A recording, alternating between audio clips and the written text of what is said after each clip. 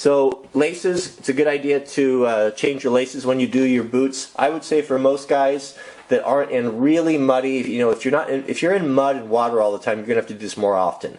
I used to work in that environment, so I know it's really hard on boots. But if you're just the average, the average guy, probably 2 to 3 times a year, depending on how much you use your boots. So, once a year it's a good idea to change your laces.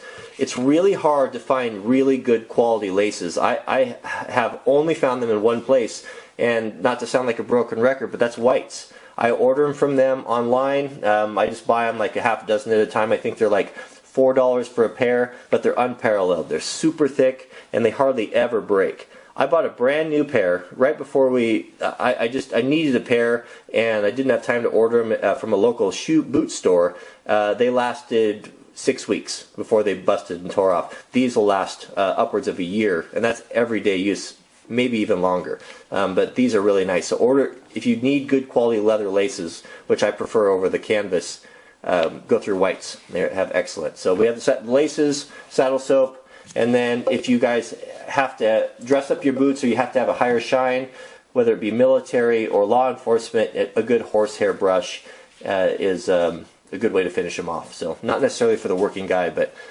for any of you that have to have a little bit nicer, dressier looking boots. So what I've done here before we get started is I've just taken these over to the mop sink and just kind of wetted them down, brushed them off the best I could, got most of the loose stuff on it, and now let's get ready to strip the laces out and use the saddle soap. When you're doing this, I really find it works best to go ahead and take the laces out, because I do like to coat the laces too, and it helps me to get in here in between the gussets a lot better, and also to get both sides of the false tongue here. And I want to show you something with these liners. I see a lot of guys doing this wrong, and I'll explain to you why do you have all this extra material in here. Alright, we'll start with that first, then we'll get to the false tongue. So as you open these boots up, you'll see the places that are really going to be prone to wear are going to be right here in the corners. And what that happens is as the boot flexes, you get a lot of movement right there. So that's a place you want to pay special attention to.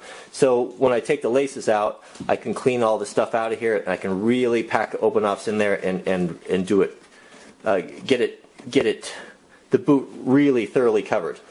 And also I can get to the inner gusset better. Now I see a lot of guys when they're lacing up these boots, you see all this extra material here?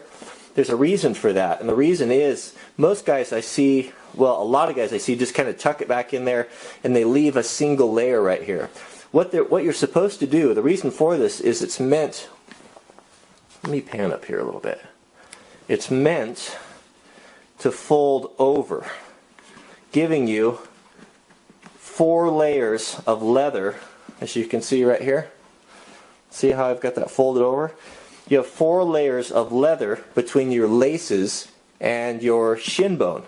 So when you're working and you're bending down, that extra protection really, really helps and is a lot more comfortable. So if you do have a quality boot that has all that extra gusseted material, that's the reason for it. It'll be a little awkward at first, but as you train it over time, like mine here, you'll see that it just goes back into place, and that's the proper way to do it, the way it should be done.